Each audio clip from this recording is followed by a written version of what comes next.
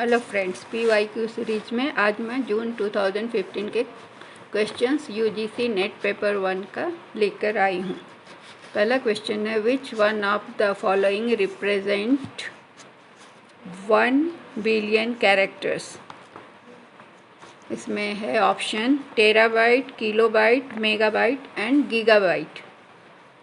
तो सबसे ज़्यादा होता है गीगाबाइट में, 1 बिलियन कैरेक्टर्स गीगाबाइट, सो इसका आंसर होगा गीगाबाइट।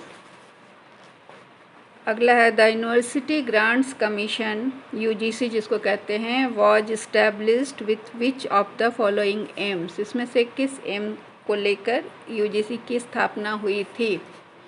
पहला है promotion of research and development in higher education. दूसरा है identifying and sustaining institutions of potential learning. तीसरा है कैपेसिटी बिल्डिंग ऑफ टीचर्स। चौथा है providing autonomy to each and every higher educational institutions in India. इसमें फिर 4 कोड्स दिए हैं जिसमें से हमें एक चुनना है, तो इसका आंसर होगा सी, जिसमें first promotion of research and development in higher education है एम। दूसरा है identifying and sustaining institutions of potential learning and capacity building of teachers. अगला क्वेश्चन है, एनकोडिंग और scrambling data for transmission across a network is known as.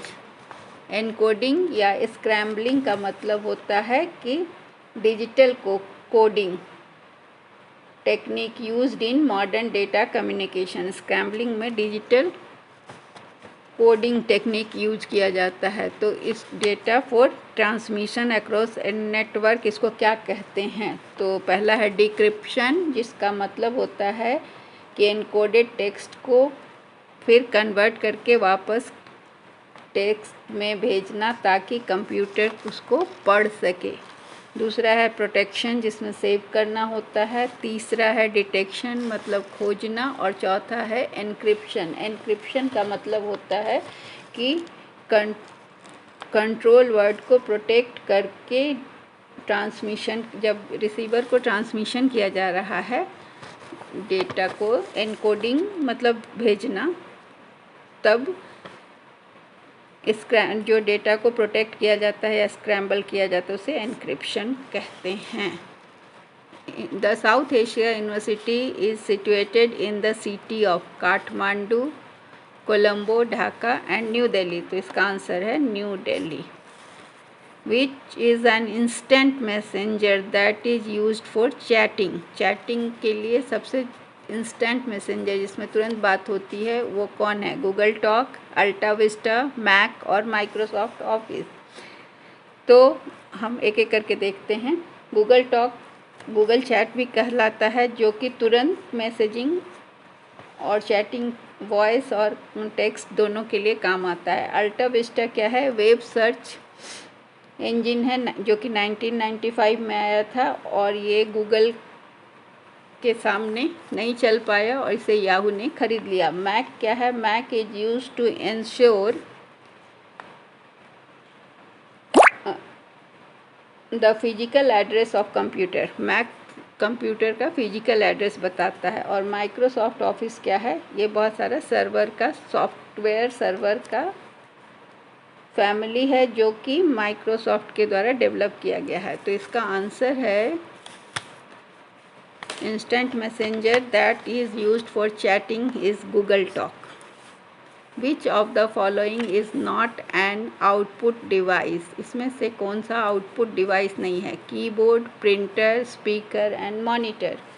तो इसमें output device is not, keyboard is not output device. अगला question है, which of the following is not an open source software. इसमें से कौन सा open source software नहीं है। अपाची HTTP सर्वर, वो क्या होता है। अपाची HTTP सर्वर एक फ्री ओपन वेब सर्वर है जो कि वेब कंटेंट को डिलीवर करता है थ्रू इंटरनेट। इंटरनेट एक्सप्लोरर एक सीरीज़ ऑफ वेब ब्राउज़र है जो कि माइक्रोसॉफ्ट ऑफिस ने डेवलप किया है। फेडोरा लाइनक्स क्या है? फेडोरा लाइनक्स एक पावरफुल सर्वर है और फ्लेक्सिबल ऑपरेटिंग सिस्टम है जिससे कि हम चीज़ों को डाउनलोड करते हैं। और ओपन ऑफिस है, ये फ्री है और जिससे आप जितना भी चाहें डाउनलोड कर सकते हैं। तो इसका आंसर होगा which of the following is not an open source software. तो Internet Explorer is not open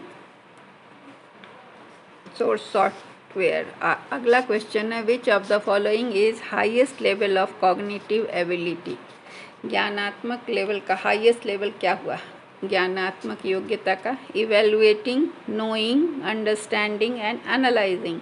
तो नोइंग, इवेलुएशन जब हम करते हैं तो तीनों चीज़ को करते हैं, नोइंग, अंडरस्टैंडिंग एंड एनालाइजिंग, तीनों चीज़ का इवेलुएशन हो जाता है, इसलिए highest level of cognitive ability क्या हुआ?